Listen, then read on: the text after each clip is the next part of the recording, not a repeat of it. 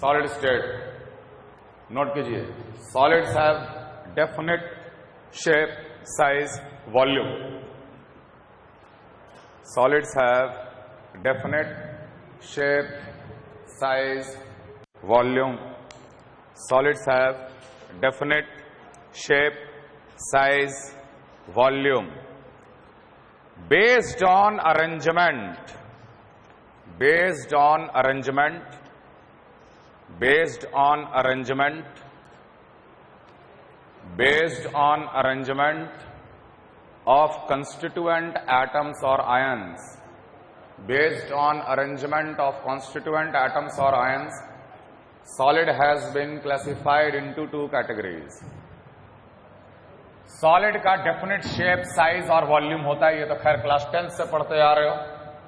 Based on arrangement, based on arrangement, solid दो category में divide किया गया है. टू कैटेगरीज में इसे डिवाइड किया गया है. पहला कैटेगरी को हम लोग कहते हैं क्रिस्टलाइन सॉलिड, क्रिस्टलाइन सॉलिड, और दूसरे कैटेगरी को हम लोग कहते हैं amorphous solid. Solid have definite shape, size and volume. Solids have definite shape, size and volume based on arrangement of constituent atoms or ions. It is categorized into two parts, crystalline solid and amorphous solid. Now, crystalline solid और amorphous solid में बहुत सारे differences हैं, लेकिन उनमें हम लोग दो या तीन डिफरेंस सबसे इंपॉर्टेंट मानते हैं. क्रिस्टलाइन सॉलिड किसे कहेंगे, amorphous solid किसे कहेंगे, ये चीज का डेफिनेशन लिख लो.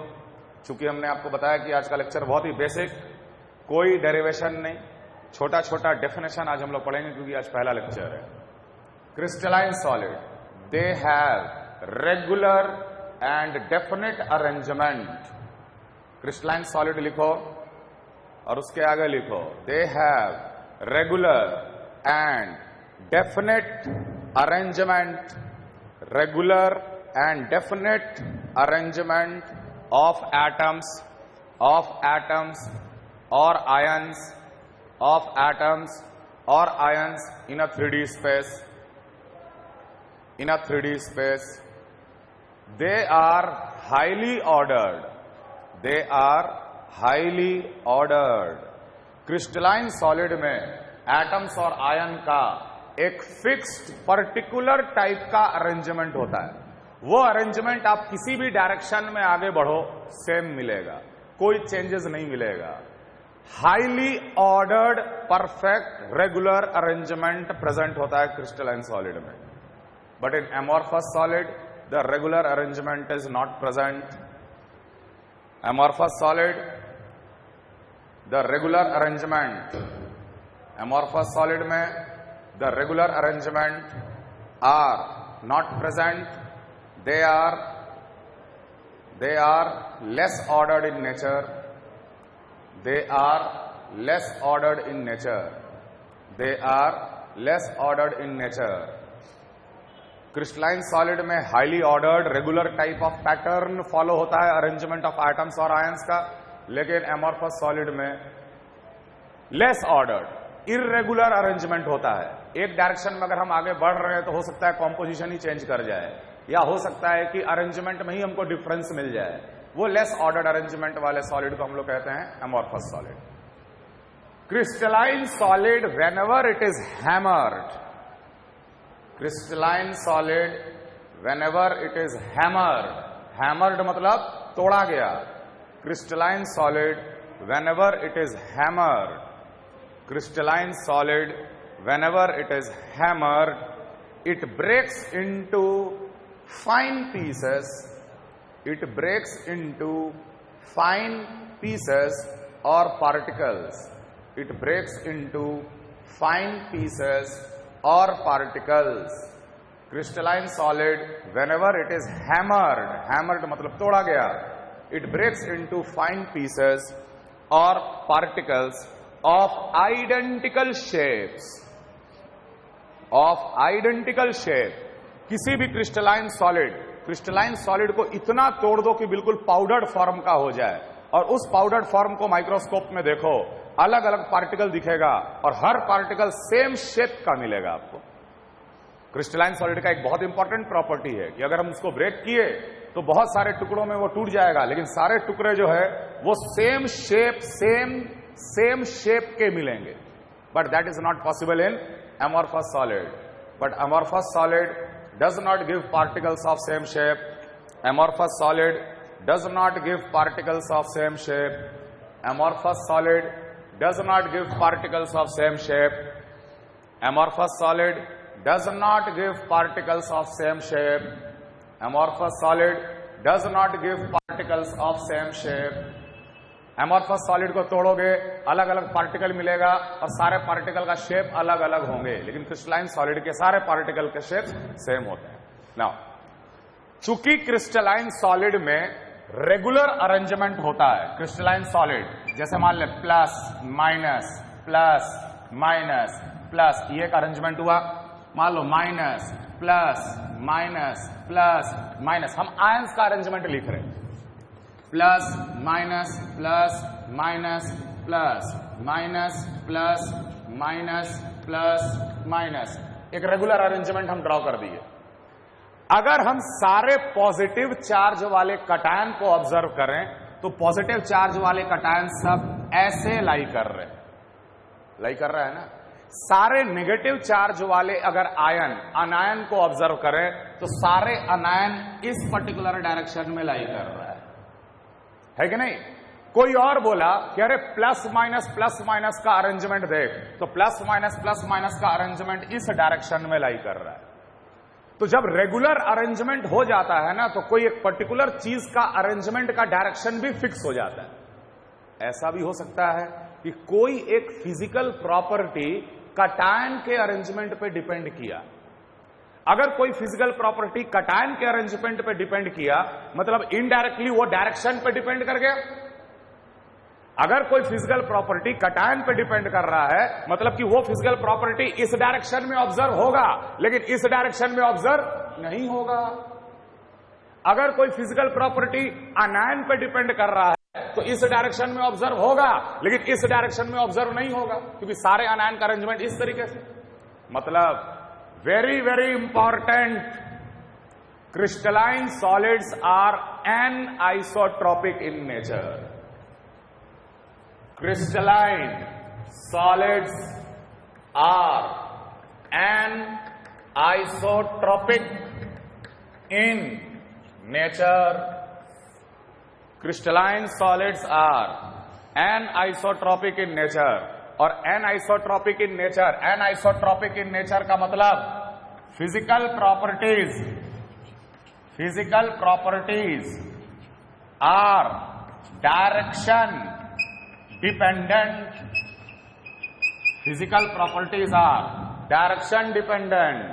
एक पर्टिकुलर डायरेक्शन में वो फिजिकल प्रॉपर्टी का एक पर्टिकुलर वैल्यू होगा, डायरेक्शन चेंज कर दोगे तो फिजिकल प्रॉपर्टी का वैल्यू डिफरेंट हो जाएगा।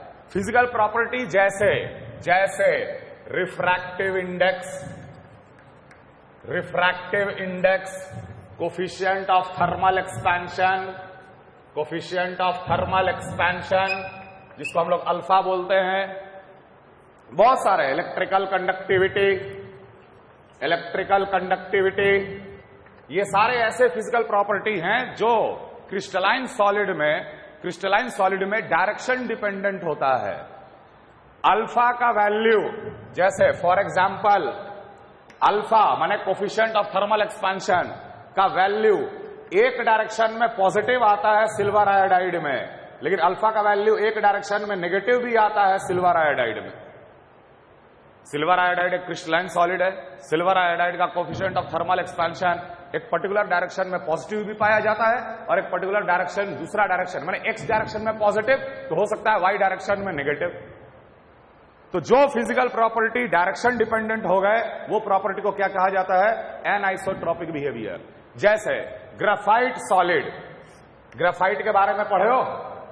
ग्रेफाइट हमेशा लेयर बाय लेयर के फॉर्म में एग्जिस्ट करता है, एक लेयर, दूसरा लेयर, तीसरा लेयर, है कि नहीं? Graphite layer upon layer, carbon का hexagonal arrangement layer upon layer, इस तरीके से एग्जिस्ट करता ग्रेफाइट। ग्रेफाइट इस डायरेक्शन में इलेक्ट्रिकल कंडक्टेंस शो करता। एक लेयर से इलेक्ट्रॉन निकलेगा, दूसरे पे जाएगा, दूसरे से इलेक्ट्रॉन निकला, तीसरे पे जाएगा, और इस तरीके से इलेक्ट्रॉन का मूवमेंट हुआ और वो इलेक्ट्रिसिटी कंडक्ट करेगा। लेकिन इस डायरेक्शन से इलेक्ट्रिसिटी का कंडक्टेंस वो शो नहीं करता। ग्रेफाइट का क्रिस्टल ले लो, ग्रेफाइट एक डायरेक्शन से इलेक्ट्रिसिटी कंडक्ट करता है, लेकिन दूसरे डायरेक्शन या परपेंडिकुलर डायरेक्शन से इलेक्ट्रिसिटी कंडक्ट नहीं करता। तो आखिर ये डायरेक्शन रिलेटेड प्रॉपर्टी हो गया ना। ऐसा प्रॉपर्टी जिसका वैल्यू डायरेक्शन पे डिपेंडेंट है, एक्स डायरेक्शन में अलग, वाई डायरेक्शन में अलग, जेड डायरेक्शन में अलग, such kind of property is called anisotropic property. Amorphous solid are not anisotropic. Note कर लो, ये सारे एग्जांपल भी नोट कर लो।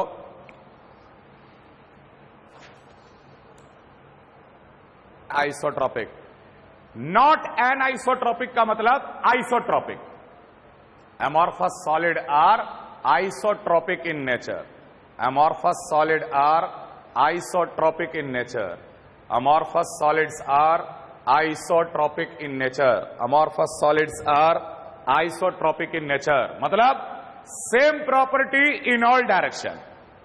Isotropic या जो anisotropy नहीं है उसको हम लोग आइसोट्रोपिक कहते हैं। अमॉर्फस सॉलिड anisotropy नहीं होता, वो क्या होता है? आइसोट्रोपिक। और आइसोट्रोपिक का मतलब same value of the property in all direction.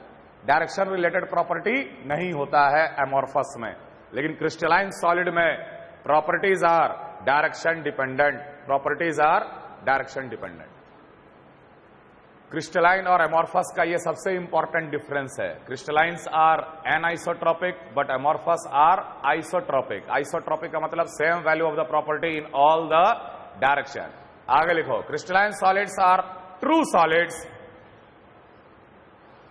Crystalline solids are true solid.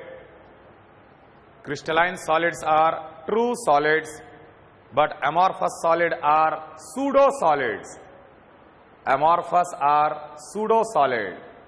Crystalline solids are true solids, amorphous solid are pseudo solids. Pseudo मतलब not true, pseudo solid. Amorphous solid को हम लोग super cooled liquid भी कहते हैं। Amorphous solid को हम लोग सुपर कूल्ड लिक्विड भी कहते हैं। जैसे ग्लास, ग्लास भी सॉलिड है लेकिन वो एमॉर्फस सॉलिड है, वो क्रिस्टलाइन नहीं है।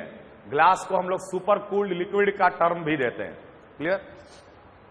आगे लिखिए, इतना कॉपी कर लिए पहले।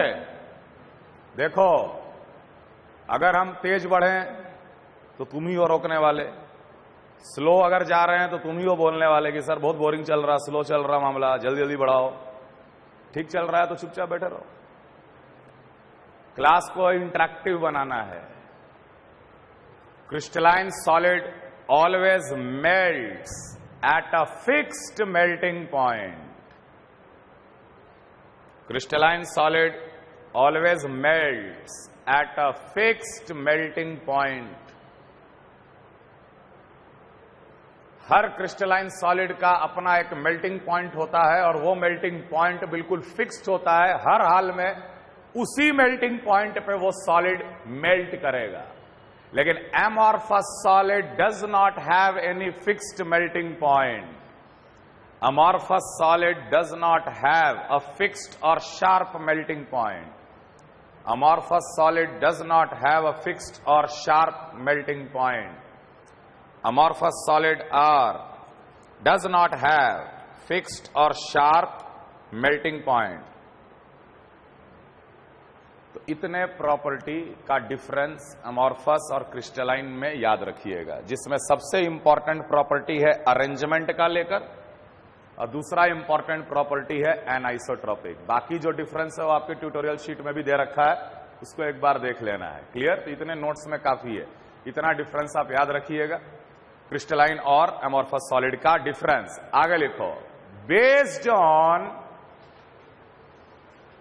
आगे लिखो, based on intermolecular force, based on intermolecular, based on intermolecular force of attraction, based on intermolecular force of attraction, based on intermolecular force of attraction, crystalline solids are classified into 4 categories based on intermolecular force of attraction, based on intermolecular force of attraction, based on intermolecular force of attraction.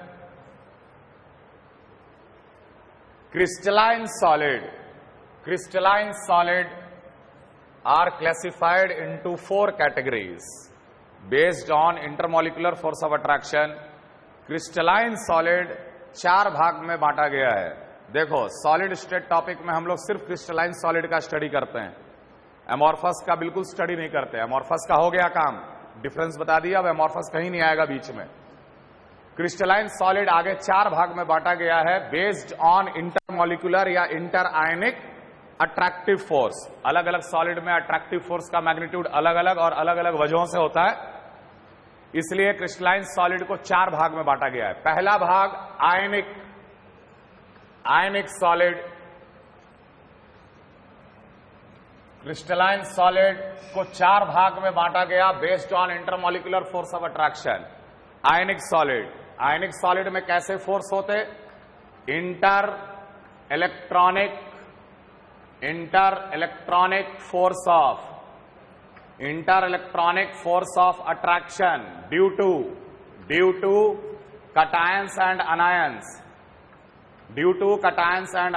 बिल्कुल electrostatic force of attraction होता है, cation और अनायन के बीच में electrostatic force of attraction होता है, और यह फोर्स ऑफ अट्रैक्शन सबसे ज्यादा मैग्नीट्यूड का होता है, सबसे strong forces, that is inter ionic electrostatic force of attraction.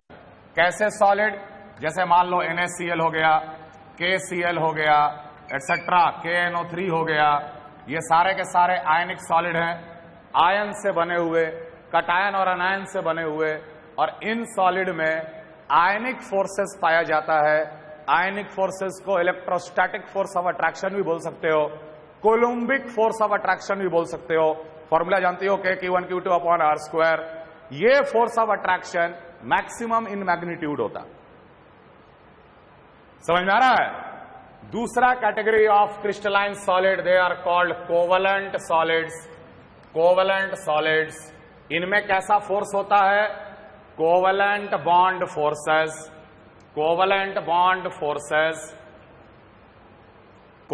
Bond होता है, लेकिन तब भी क्रिस्टलाइन सॉलिड होता है। कोवलेंट बॉन्ड फोर्सेस जो होता है वो वीक होता है as compare to ionic forces. कुछ एग्जाम्पल, जैसे डायमंड हो गया, ग्रेफाइट हो गया, सिलिकॉन डाइऑक्साइड हो गया, ये ऐसे क्रिस्टलाइन सॉलिड हैं जो कि कोवलेंट सॉलिड का कैटेगरी में आएगा, क्योंकि इन कंस्टिट्यूएंट के बीच में कोवलेंट बॉन्ड होता है। डायमंड बना हुआ है कार्बन कार्बन का कोवलेंट बॉन्ड से, टेट्राहेड्रल, रेगुलर टेट्राहेड्रल चारों दिशा में। समझ में आ रहा है? रेगुलर टेट्राहेड्रल अरेंजमेंट के वजह से वो बहुत ही कॉम्पैक्ट और बहुत ही हार्ड होता। ग्रेफाइट में कार्बन कार्बन का जो लिंक होता है वो हेक्सागन के फॉर्म में होता है, लेयर अपॉन लेयर, एक लेयर दूसरे लेयर पे स्लिप भी करता है, इसलिए ग्रेफाइट को लुब्रिकेंट के भी तौर पे यूज किया जा सकता है। कॉपी करो यहां तक।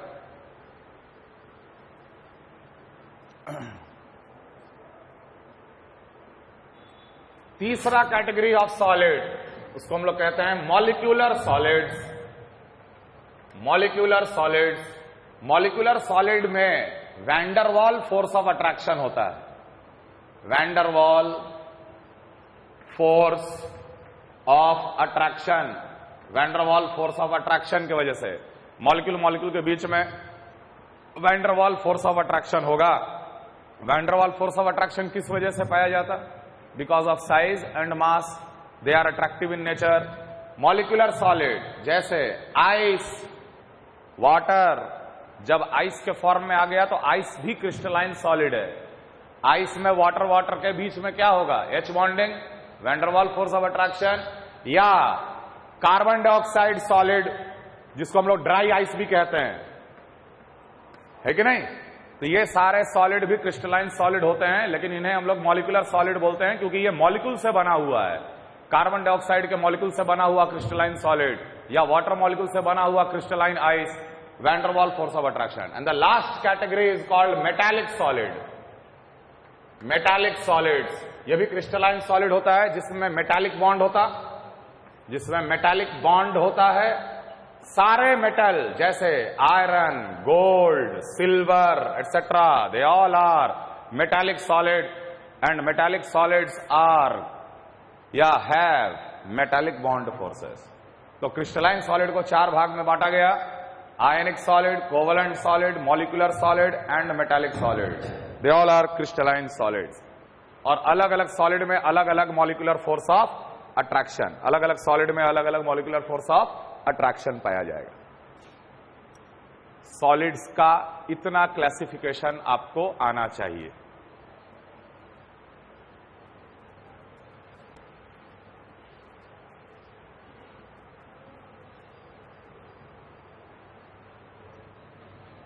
आगे टर्म लिखो, space lattice.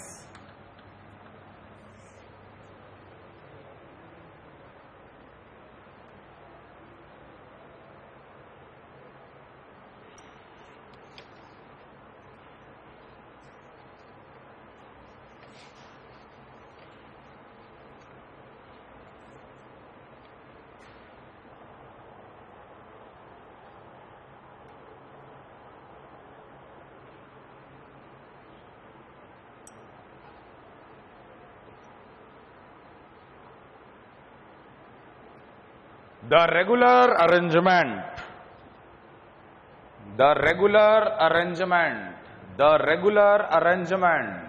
of constituent atoms or ions, the regular arrangement of constituent atoms or ions, the regular arrangement of constituent atoms or ions in a 3D space.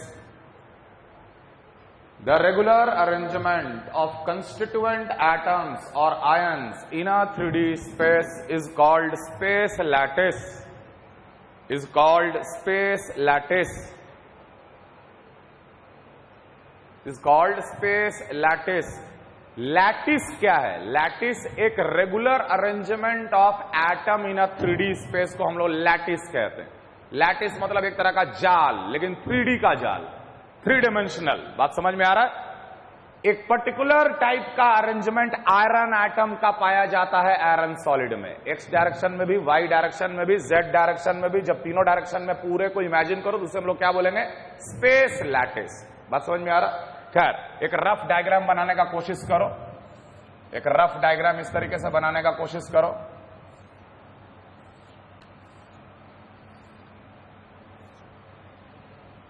छोड़ो, हम पैरेलल पिपेट नहीं बनाएंगे, cube का ही बना देते हैं।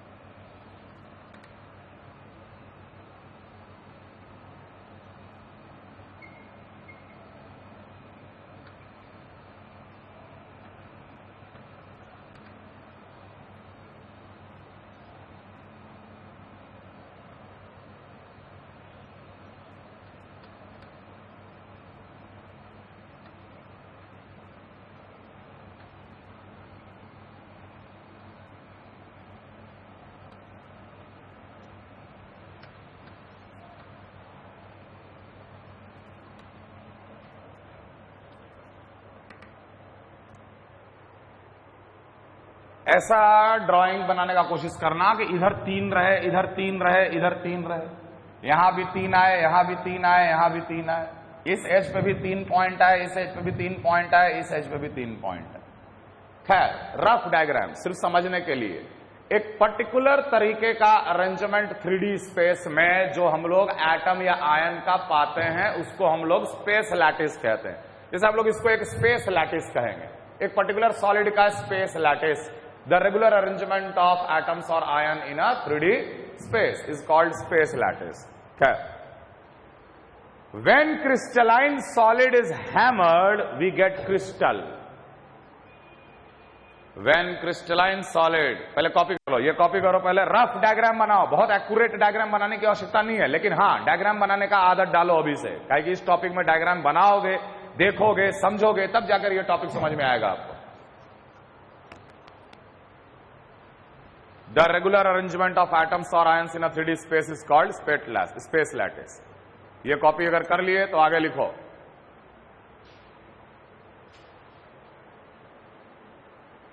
When crystalline solid is hammered, we get crystals. हम आपको जैसे बताए थे कि कोई भी क्रिस्टलाइन सॉलिड को जब हम लोग पूरा पाउडर्ड फॉर्म में ला देंगे तो छोटे छोटे पार्टिकल में वो ब्रेक कर जाएगा और वो सारे पार्टिकल सेम शेप के होंगे। शेप उनका क्या रहेगा? बिल्कुल same. Whenever crystalline solid is hammered, we get crystals. अब क्रिस्टल किसे कहते हैं वो लिखो। Crystals are bounded by plane faces. Crystals are bounded by plane faces. Crystals are bounded by plane faces.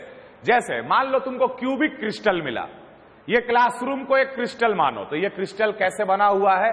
Plane faces से बना हुआ है। तो क्यूब भी हो सकता है, क्यूबॉइड भी हो सकता है, प्रिज्म टाइप का भी हो सकता है, सिलिंड्रिकल टाइप का भी हो सकता है, बहुत तरह के हो सकते हैं। हम लोग देखेंगे कितने तरह के हो सकते हैं। खैर, they are bounded by plane faces, है कि नहीं? ये एक प्लेन फेस हुआ, ये एक प्लेन फेस हुआ। आगे लिखो, wherever the faces intersect it creates an edge. Wherever the faces intersect, wherever the faces intersect, जहां पर दो फेस इंटरसेक्ट कर रहा है, जैसे ये वाला फेस और ये वाला फेस कहां इंटरसेक्ट किया? वहां पर, तो उस पॉइंट को क्या बोलेंगे? Edge, EDGE। Wherever the plane faces intersect it creates an edge. Wherever the plane faces intersect it creates an as.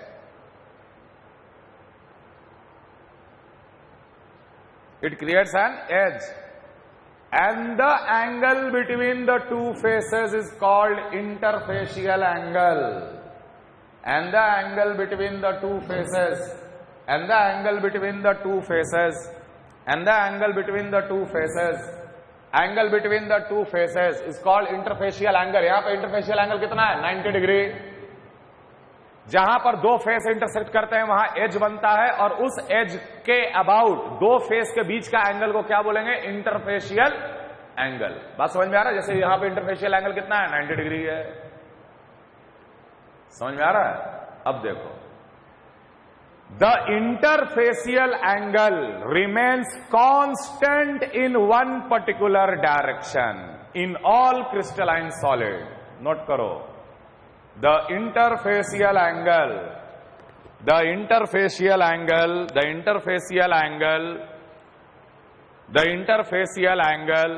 remains constant. The interfacial angle remains constant in one particular direction. The interfacial angle remains constant in one particular direction in a crystalline solid. In a crystalline solid. In a crystalline solid. और इसी को बोला जाता है first law of crystallography. इसी को बोला जाता है first law of crystallography. Crystalline solid का स्टडी को क्रिस्टलोग्राफी कहते हैं, और क्रिस्टलोग्राफी का भी पहला लॉ यह कहता है कि एक पर्टिकुलर डायरेक्शन में इंटरफेशियल एंगल हमेशा क्या होगा? कांस्टेंट। तुम खुद इमेजिन करो कि इस क्लासरूम के ठीक बगल में एक और क्लासरूम है, तो क्या ये वाला एंगल चेंज करेगा बगल वाले क्लासरूम में? नहीं। सेम चीज क्रिस्टलाइन सॉलिड में भी पाया जाता है कि एक डायरेक्शन में बढ़ते चले गए तो इंटरफेशियल एंगल हमेशा क्या होगा? कांस्टेंट होगा। And this is called the first law of crystallography. Clear? Now, all crystalline solid have repeating units. All crystalline solid have repeating units. All crystalline solids have repeating units because of the regular arrangement.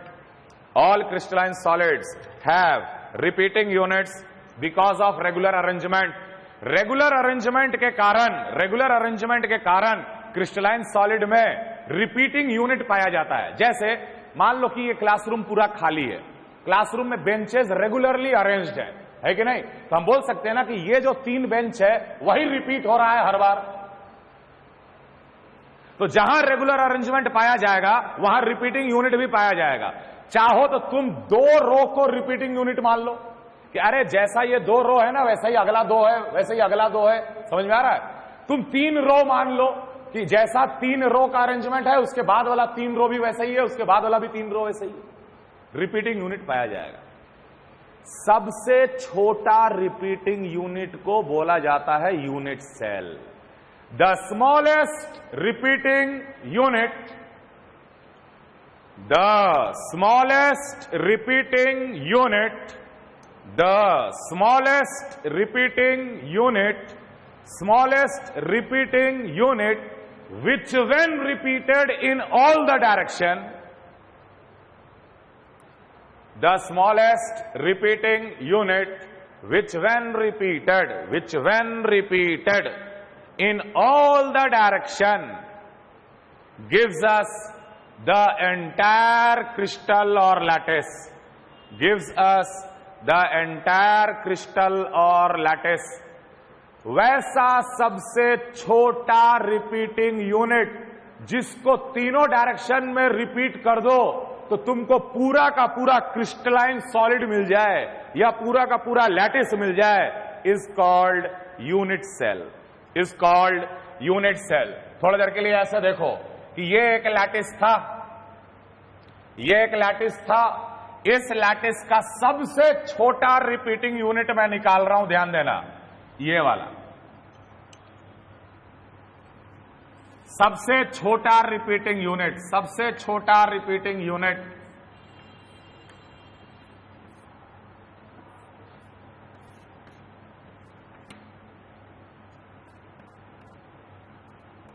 सबसे छोटा repeating unit ये वाला part निकाले। अगर ये repeating unit को तुम हर दिशा में रिपीट कर दो तो क्या ये तुमको पूरा बड़ा वाला लैटिस नहीं मिल जाएगा? तो ये सबसे छोटा वाला रिपीटिंग यूनिट को जब हम लोग बाहर निकालेंगे, that smallest repeating unit will be called as unit cell. That smallest repeating unit will be called as unit cell. That smallest repeating unit will be called as unit cell. और solid state topic इसी unit cell का study है। अलग अलग unit cell, अलग अलग unit cell का हम लोग स्टडी करेंगे। एक यूनिट सेल के मदद से हम लोग सॉलिड के बारे में सब कुछ बता सकते हैं। एक पर्टिकुलर क्रिस्टलाइन सॉलिड के बारे में अगर कोई हमसे सवाल पूछे तो हम बोलेंगे उसका यूनिट सेल मेरे को बना के दे दे, हम बता देंगे कि तुम्हारा क्या क्या सवाल का क्या क्या जवाब है। चाहे डेंसिटी पूछो, वॉइड फ्रैक्शन पूछो, लेंथ ऑफ कटायन अनायन पूछो, डिस्टेंस बिटवीन द 2 आयन्स पूछो, एक आयन का कितना नियरेस्ट नेबर है वो पूछो, सब बताया जाएगा। समझ में आ रहा है बात? क्लियर है? नोट करो अगला पॉइंट। आज हम खाली लिखा रहे हैं, अगले क्लास में खाली डेरिवेशन होगा, क्योंकि ये डेफिनेशंस बहुत इंपॉर्टेंट है बेटा। ये डेफिनेशन क्लियर रहेगा तब जाके तुमको टॉपिक का फील आएगा कि आखिर हम लोग क्या पढ़ने जा रहे हैं। बात समझ में आ रहा है? सॉलिड क्या होता है, क्रिस्टलाइन और एमॉर्फस में क्या अंतर है, एन आइसोट्रॉपिक बिहेवियर क्या होता, मॉलिक्यूलर और मेटालिक सॉलिड में क्या अंतर है, आयनिक और कोवेलेंट सॉलिड में क्या अंतर है, लैटिस किसे कहते हैं, क्रिस्टल किसे कहते हैं, फेस किसे कहते हैं, एज किसे कहते हैं, इंटरफेसियल एंगल किसे कहते हैं। बात समझ में आ रहा है? That point which is occupied by atoms or ions or molecule in a lattice,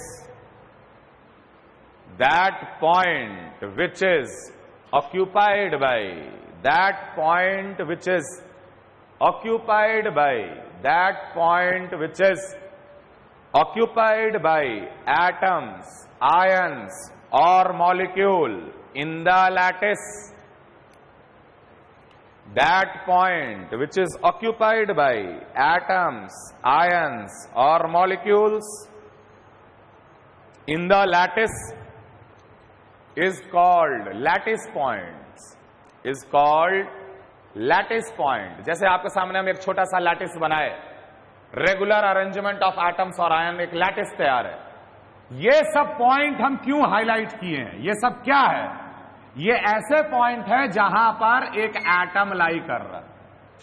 हो सकता है एक एटम हो वहां, या एक आयन हो, या भाई NaCl सॉलिड जो है वो Na+ और Cl- से बना हुआ है।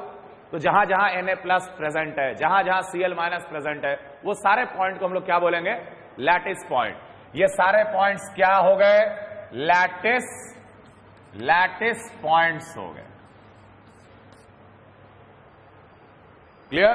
तो लैटिस पॉइंट क्या है? एक ऐसा पॉइंट जो कि एटम, आयन या मॉलिक्यूल ऑक्यूपाई करता है एक सॉलिड के लैटिस में। That is called lattice point.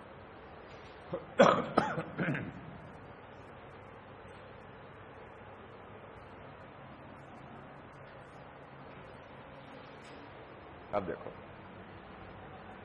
Unit cell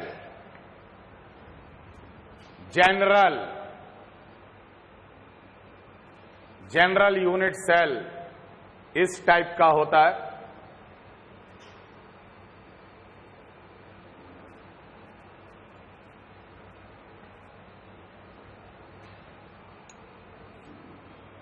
ये हो गया y डायरेक्शन, ये हो गया x डायरेक्शन, ये हो गया z डायरेक्शन।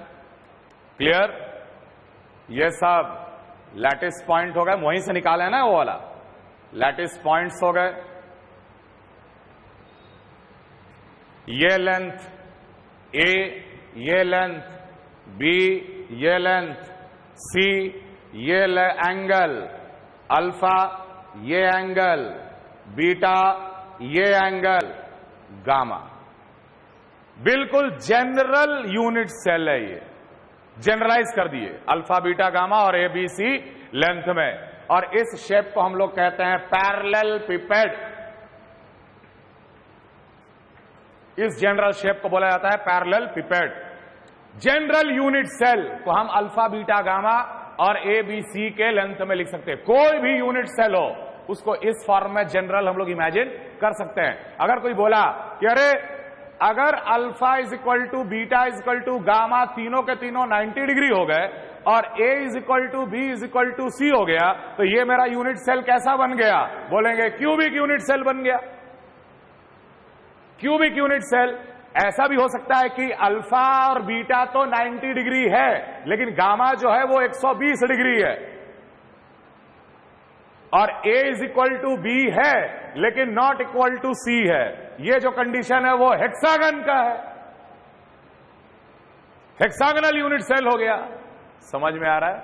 अलग अलग अल्फा, बीटा, गामा का कंडीशन लगाते जाओ, इसका अलग अलग शेप होता चला जाएगा। यूनिट सेल का शेप कंडीशन के अनुसार आपको याद रखना पड़ेगा। बात समझ में आ रहा है? क्लियर है? Cubic unit cell, hexagonal unit cell, tetragonal, rhombic, monoclinic et cetera et cetera, ये सब टाइप के यूनिट सेल क्रिस्टलाइन सॉलिड में पाए जाते हैं। लेकिन हम लोग अपने टॉपिक में क्यूबिक और हेक्सागनल का ही स्टडी करेंगे, वही आपके सिलेबस में। हालांकि कितने टाइप के यूनिट सेल होते हैं इसका नॉलेज भी आपके सिलेबस में है और जेईई में सवाल पूछा है। समझ में आ रहा है ये चीज? Is this clear? कंडीशन के अनुसार टाइप ऑफ यूनिट सेल लिखते चले जाओ। पहले ये कॉपी करो,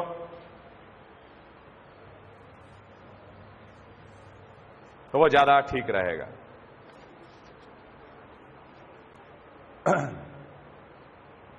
पहला alpha is equal to beta is equal to gamma. चलो ए बी सी से स्टार्ट करते हैं। A is equal to B is equal to C and alpha is equal to beta is equal to gamma is equal to 90 degree. ये कौन सा shape हो गया? Cubic unit cell. दूसरा A not equal to B not equal to C, लेकिन alpha is equal to beta is equal to gamma is equal to 90 degree. ये shape को हम लोग कहते हैं ऑर्थोरोम्बिक।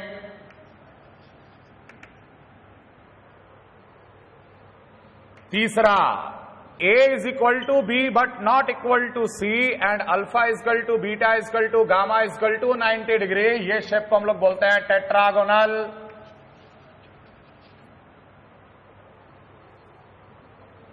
चौथा, A not equal to B not equal to C, alpha is equal to gamma is equal to 90 degree but beta is not equal to 90 degree, ये shape कहलाता है मोनोक्लिनिक। पांचवा, A not equal to B not equal to C, alpha not equal to beta not equal to gamma not equal to 90 degree, ये shape कहलाता है triclinic. Sixth, A is equal to B but not equal to C, alpha is equal to beta is equal to 90 degree, लेकिन gamma जो है वो 120 degree, ये है hexagonal. Last, seventh, A is equal to B is equal to C, alpha is equal to beta is equal to gamma, लेकिन तीनों के तीनों 90 डिग्री के बराबर नहीं है, इसे हम लोग कहते हैं रोम्बोहेड्रल।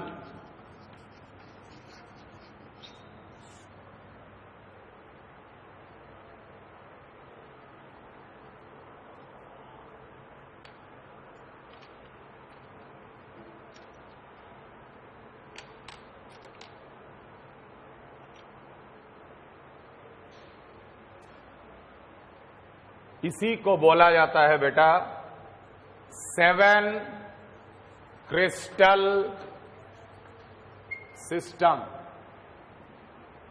सॉलिड स्टेट में या क्रिस्टलाइन सॉलिड स्टेट में सिर्फ 7 प्रकार के ही क्रिस्टल्स पॉसिबल है, 8वां क्रिस्टल कभी नहीं मिलता। या तो वो क्रिस्टल क्यूबिक होगा, या वो orthorhombic, tetragonal, monoclinic, triclinic, hexagonal या रोम्बोहेड्रल।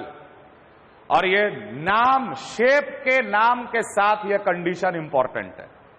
हो सकता है कि जेई ये वाला कंडीशन दे दे और पूछ दे, 4 ऑप्शन देके कि कौन सा है, तो आपको याद करना पड़ेगा। हम लोग इसे तो पूरा याद कर ही लेना, लेकिन हम लोग पूरा का पूरा डिटेल स्टडी क्यूबिक और हेक्सागोनल का करेंगे इस टॉपिक में। समझ में आ रहा है?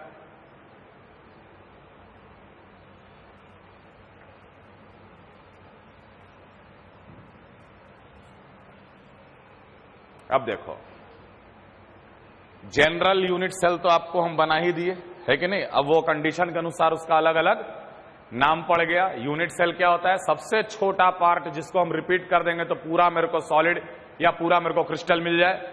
अलग अलग शेप के होते हैं, 7 ही प्रकार के पॉसिबल हैं, 8वां प्रकार एग्जिस्ट नहीं करता क्रिस्टलोग्राफी में है। Based on lattice point, based on lattice point, 4 types of unit cell are possible। अब लैटिस पॉइंट कहां कहां है, उसके अकॉर्डिंग 4 तरह का यूनिट सेल हो सकता है। जैसे क्यूबिक में लैटिस पॉइंट होगा ना। अब लैटिस पॉइंट कहां कहां है उसके अनुसार भी हम लोग 4 तरह का यूनिट सेल डिफाइन करते हैं। जैसे मान लो कि ये एक यूनिट सेल है general, alpha beta gamma ABC वाला, समझ में आ रहा है?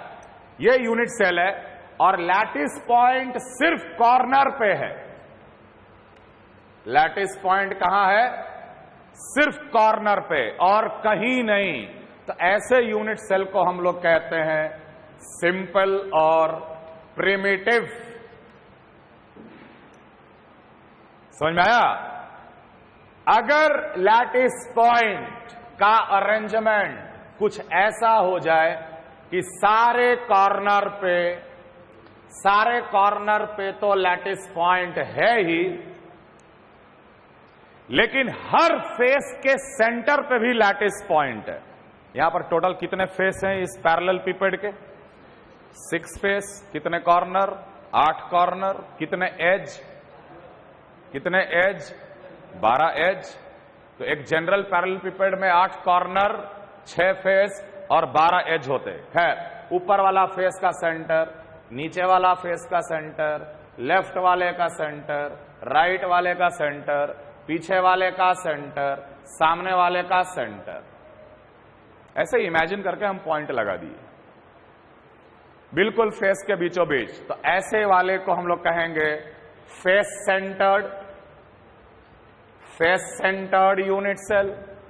अभी हम कोई शेप का नाम नहीं लगा रहे, कब फेस सेंटर्ड बोलना है, कब सिंपल प्रिमिटिव बोलना है, क्योंकि यूनिट सेल लैटिस पॉइंट के बेसिस पे भी 4 प्रकार से क्लासिफाई किया गया। अगर मान लो ये यूनिट सेल हुआ, सारे कॉर्नर पे लैटिस पॉइंट, सारे कॉर्नर पे लैटिस पॉइंट, और इस पैरेलल पिपेड के बॉडी के अंदर बीचों बीच एक लैटिस पॉइंट, इस कमरे के बीचों बीच एक लैटिस पॉइंट, ऐसे को हम लोग बोलेंगे बॉडी सेंटर्ड यूनिट सेल। और चौथा, जो कि बहुत रेयरली पाया जाता है, बहुत कम सॉलिड में पाया जाता है, कि 8 कॉर्नर पे लैटिस पॉइंट और इस पैरेलल पिपेड का एक एंड के फेस पे लैटिस और ठीक अपोजिट वाले फेस के एंड पे लैटिस। एक एंड का सेंटर पे और दूसरे एंड का सेंटर पे। ऐसे अरेंजमेंट को हम लोग कहते हैं and centred arrangement, and centred lattice point. पहले समझ लो, उसके बाद कॉपी करना। यूनिट सेल का शेप 7 प्रकार का हो सकता है। शेप बोल रहे, लेकिन उस यूनिट सेल में लैटिस पॉइंट का अरेंजमेंट 4 तरीके से हो सकता है। ये 4 तरीका हुआ। अब एक चीज ये नोट करना, याद रखना, क्यूबिक में सिंपल भी एग्जिस्ट करता, बॉडी सेंटर्ड भी एग्जिस्ट करता है और फेस सेंटर्ड भी एग्जिस्ट करता है, लेकिन क्यूबिक में कभी भी एंड सेंटर नहीं पाया जाता। तो क्यूबिक के कितने प्रकार के लैटिस हो गए? 3। उसी तरीके से ऑर्थोरोम्बिक में एस, बी, एफ, ई चारों पाया जाता है। टेट्रागोनल में एस और बी यही 2 पाया जाता है। मोनोक्लिनिक में एस और बी यही 2 पाए जाते हैं, और बाकियों में सिर्फ एस पाया जाता है। सिंपल 1 और 1।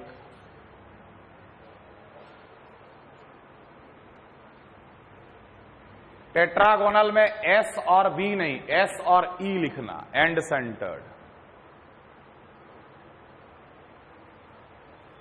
समझ में आ रहा है? 7 प्रकार के शेप हो सकते हैं यूनिट सेल के, लेकिन लैटिस पॉइंट का अरेंजमेंट 4 पॉसिबिलिटी है, लेकिन क्यूबिक में सिर्फ 3 पाया जाता, एंड सेंटर्ड नहीं पाया जाता। कहीं कहीं 4 पाया जाता, कहीं कहीं सिर्फ 1 ही पाया जाता। ऑर्थोरोम्बिक ही ऐसा है जहां पे 4 पाए जाते हैं। अब टोटल कितने प्रकार के लैटिस हो सकते? जोड़ लो, 4, 3, 7, 2, 9, 2, 11, 12, 13, 14। समझ में आ रहा है? और इस टोटल 14 को बोला जाता है 14 ब्रेवियस लैटिस। इसी को बोला जाता है 14 ब्रेवियस लैटिस। क्रिस्टलाइन सॉलिड में सिर्फ और सिर्फ 14 प्रकार के डिफरेंट लैटिस पाए जा सकते हैं। 15वां एग्जिस्ट नहीं करता। 7 शेप और 14 डिफरेंट लैटिस, ये ध्यान में रखिएगा। अब जैसे क्यूबिक में 3 पाया जाता ना, तो हम लोग नाम कैसे देंगे? Simple cubic, body centred cubic, face centred cubic. यहां अगर हमको नाम लिखना पड़ता है simple orthorhombic, body centred orthorhombic, and centred orthorhombic, face centred orthorhombic, ऐसे नाम पड़ा, तो हम लोग जनरली क्यूबिक और हेक्सागोनल का ही स्टडी करेंगे। इसलिए हमारे पास लिमिटेड केस है, सबका हम लोग एनालिसिस करेंगे।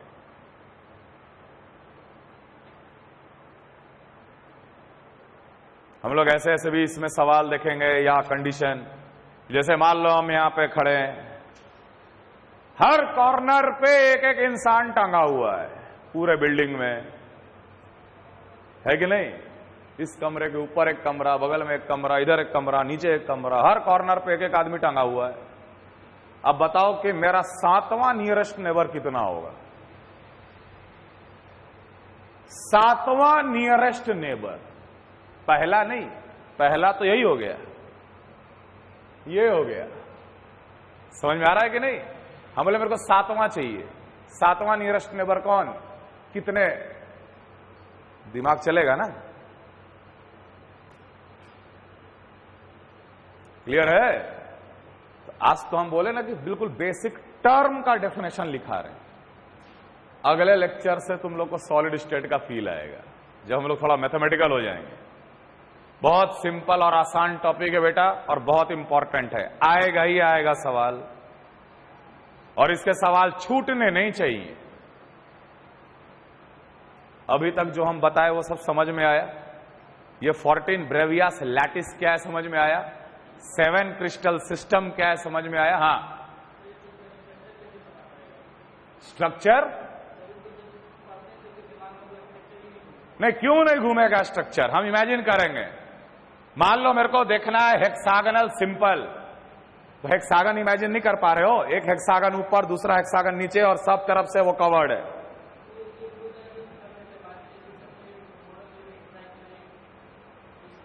नहीं, मोनोक्लिनिक अगर मान लो तुम्हारा ऐसा कंडीशन है, तो हम इमेजिन तो कर ही सकते हैं ना कि भाई उसमें 2 एंगल 90 के बराबर है, लेकिन एक एंगल जो है वो 90 से कम या 90 से ज्यादा भी हो सकता। लेंथ का कंडीशन, तीनों लेंथ अलग अलग है। तो आपको ये थियोरेटिकली समझना है। अब आंख के सामने वो बना के देखने की आवश्यकता नहीं है। आंख के सामने हम लोग 2 शेप या 3 शेप तो आराम से बना लेंगे। कौन सा? क्यूबिक बन जाएगा, टेट्रागोनल वाला आराम से बन जाता है, और हेक्सागोनल वाला आराम से बन जाता है। बाकियों में जाने की आवश्यकता क्या है आपकी? ये तीनों ही अगर अच्छे से समझ लिए तो आपका टॉपिक हो गया ना। क्लियर है? हां, जहां इमेजिन करना है वहां हम करवाएंगे ना। तुम ट्राई क्लिनिक को क्यों इमेजिन कर रहे हो जब उसका हम लोग स्टडी करने वाले ही नहीं? हम तुमसे बोलेंगे इस शेप को इमेजिन करो, एक मार्बल के ऊपर ऐसे मार्बल रखा हुआ है वो इमेजिन करो, रेडियस रेशियो निकालो, वहां पे इमेजिन करना। Clear? Clear?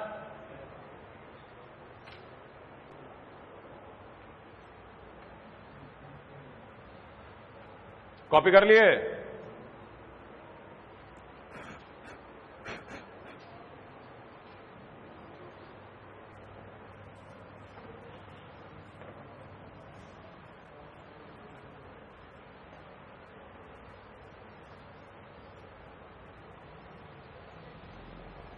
Now, cubic unit cell. Cubic unit cell A B C सब बराबर, alpha beta gamma 90 degree. Clear?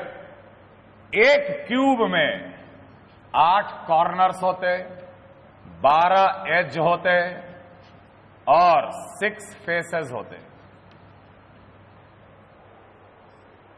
6 face, 8 corner और 12 एज।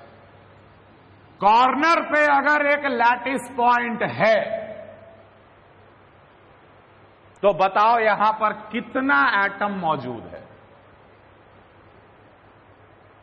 कॉर्नर पे अगर एक लैटिस पॉइंट है तो वहां कितना एटम मौजूद है? क्या कंप्लीट एक एटम होगा? देखो ध्यान रखना, हर एटम, हर मॉलिक्यूल और हर आयन को हम लोग स्फेरिकल इन शेप मानते, ऑफ रेडियस आर।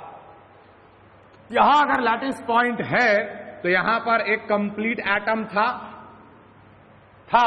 लेकिन चूंकि हम इस क्यूब को बाहर निकाल लिए तो साथ ही साथ कितना एटम आया? तो तुम ऐसे सोचो, इस पॉइंट को ढकने के लिए, कंप्लीटली कवर करने के लिए कितने क्यूब की आवश्यकता पड़ेगी? कितना क्यूब हम लाएं कि ये पूरा का पूरा ढक जाए चारों तरफ से? समझ में आ रहा है ये चीज? तो इसके ठीक बगल में एक रखेंगे, सामने 2 रखेंगे तो 4 ऐसे ही हो गया, और नीचे से 4 लगा देंगे तो टोटल कितना हो गया? 8। मतलब ये पॉइंट जो है वो 8 यूनिट सेल में शेयर्ड है, 8 क्यूब में शेयर्ड है। बात समझ में आ रहा है? तब हम जब एक क्यूब निकालेंगे तो कितना एटम आएगा? 1/8। 1/8 कॉन्ट्रीब्यूशन, 1/8 कॉन्ट्रीब्यूशन एट कॉर्नर्स। ठीक है, अब अगर हम तुमसे बोले कि अरे ये एक फेस सेंटर्ड लैटिस पॉइंट है, इस फेस सेंटर्ड का कितना कंट्रीब्यूशन होना चाहिए? तो खुद सोचो, इसको ढकने के लिए कितना क्यूब चाहिए होगा? मैंने एक तो पहले से ही है और एक साइड से लगा देंगे तो ये ढक गया ना पॉइंट। मैंने ये पॉइंट कितने क्यूब में शेयर्ड है? 2। समझ में आ रहा है ना? ये पॉइंट कितना क्यूब में शेयर्ड है? 2। तो एक निकालेंगे तो कितना बचेगा? Half contribution at face centred. समझ में आ रहा? उसी तरीके से अगर बीचों बीच क्यूब का एक लैटिस पॉइंट है, ये तो पहले से ही ढका हुआ है, मतलब इसके अंदर तो कंप्लीट एक एटम होगा, इसके अंदर तो कंप्लीट एक एटम होगा। तो कितना कंट्रीब्यूशन हो गया? 1 कंट्रीब्यूशन एट बॉडी सेंटर। और एक और ध्यान रखो, मान लो यहां पर एक लैटिस पॉइंट है, यहां पर इसको बोलेंगे एज का सेंटर, एज सेंटर। यहां अगर लैटिस पॉइंट हुआ तो यहां कितना कंट्रीब्यूशन होना चाहिए? खुद सोच के बताओ कि इस पॉइंट को ढकने के लिए मेरे को कितने क्यूब की आवश्यकता होगी? समझ में आ रहा? 4। एक तो है, 3 और लाएंगे। एक तो ठीक इसके ऊपर रख दिए और 2 साइड से चिपका दिए, तो 4 क्यूब शेयर कर रहा है ना इस पॉइंट को। तो 1 क्यूब निकालेंगे तो कितना आएगा? 1/4 at edge centre. End centre नहीं है, ये एज सेंटर है। कॉपी करो।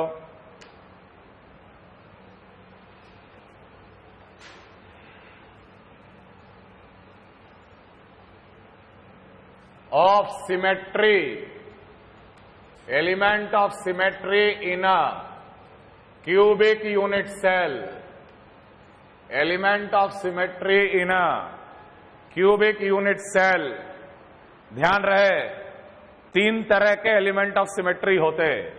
पहला सेंटर ऑफ सिमेट्री,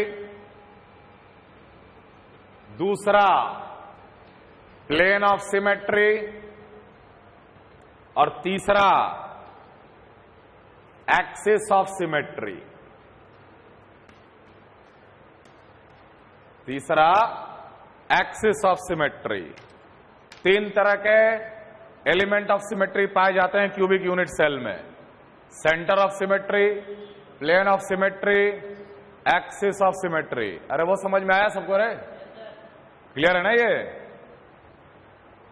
एक क्यूब का सेंटर ऑफ सिमेट्री कितने होंगे? सेंटर ऑफ सिमेट्री कितने होंगे? बीचों बीच एक पॉइंट क्यूब के सेंटर ऑफ सिमेट्री किसे कहते हैं? वहां से हर पॉइंट का दूरी बराबर रहे, मतलब जिस डायरेक्शन में मुझे वो मिला, अपोजिट डायरेक्शन में उतना ही दूरी पे वो दूसरा चीज भी मिले। यहां पर क्यूब में क्या है? कॉर्नर।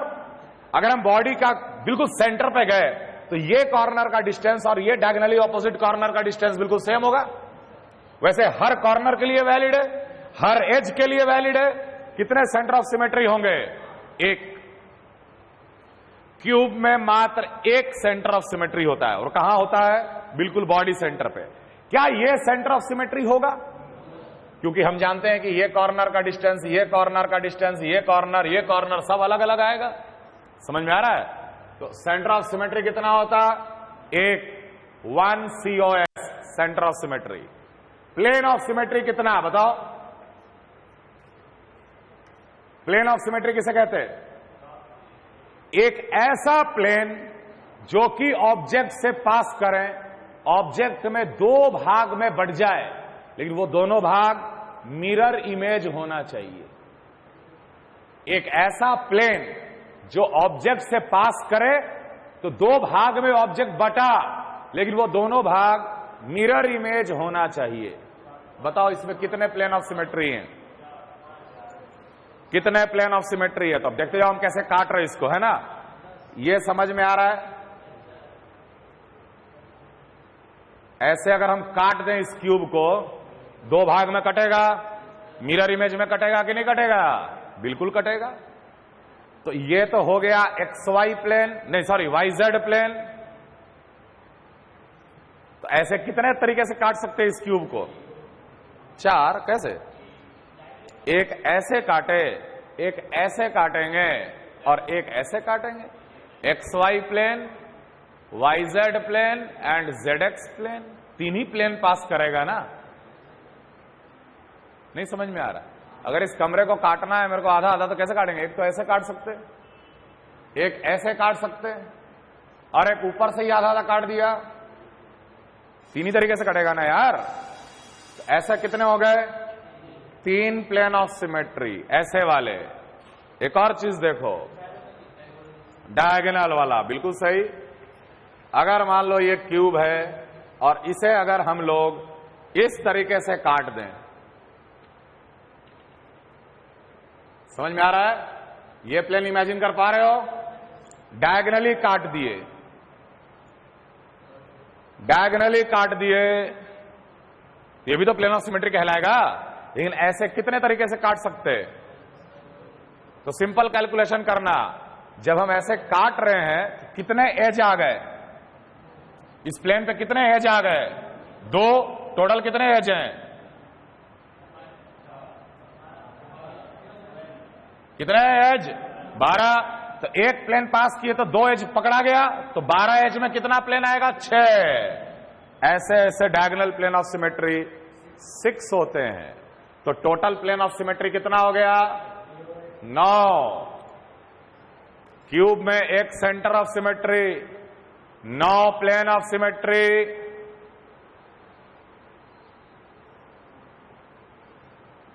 समझ में आया? ये क्लियर है? इमेजिन करना पड़ेगा।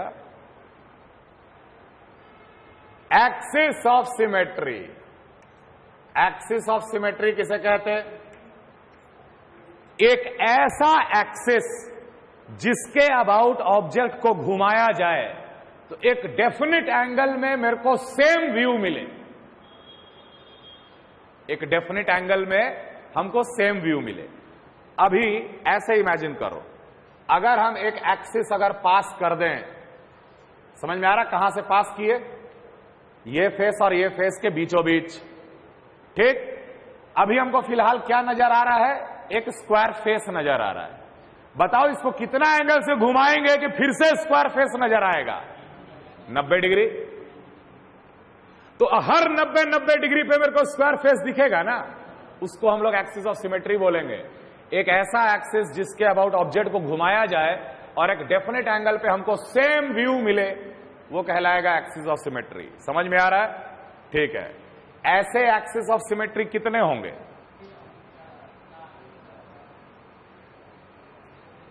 4। कितने? 1। क्यों? 3।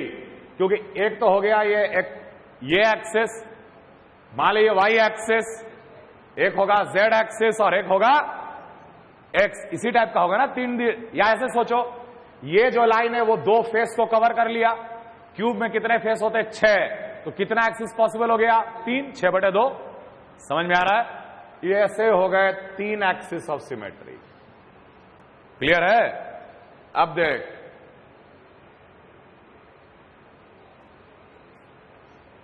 ये सब ड्रॉ कर लेना बेटा। क्यूब है, क्यूब ही है ना। ऐसे पास करें एक लाइन तो ये एक्सिस ऑफ सिमेट्री होगा कि नहीं होगा? बिल्कुल होगा, है कि नहीं है? क्या ये और ये सेम है? नहीं। तो ऐसे कितने एक्सिस ऑफ सिमेट्री होंगे इसमें? 6। क्योंकि एक एज दूसरा एज, एक एक्सिस 2 एज को ले रहा है कि नहीं? टोटल कितने एज है इसमें? 12। तो टोटल कितने हो जाएंगे? ऐसे हो जाएंगे 6। और एक और लास्ट हम बना रहे, ये खैर याद रखना, कॉर्नर से कॉर्नर, ये कॉर्नर और diagonally opposite corner, diagonally opposite corner, समझ में आ रहा है? ये भी एक्सिस ऑफ सिमेट्री होता है। ये 2 कॉर्नर को ले लिया, टोटल 8 कॉर्नर है, ऐसे टोटल कितने हो जाएंगे? 4। तो 6, 4, 10 और 3 13। तो ध्यान रहे कि 13 एक्सिस ऑफ सिमेट्री होता है, 9 प्लेन ऑफ सिमेट्री होता है और 1 सेंटर ऑफ सिमेट्री होता है। तो टोटल एलिमेंट ऑफ सिमेट्री कितना पाया जाएगा? 23। क्यूब में टोटल एलिमेंट ऑफ सिमेट्री कितने? 23। तो आज हम लोग बेसिकली 3 नंबर का इंपॉर्टेंस देखे, 7, 14 और 23। समझ में आ रहा? क्लियर है? अगले क्लास से हम लोग डेरिवेशन स्टार्ट करेंगे।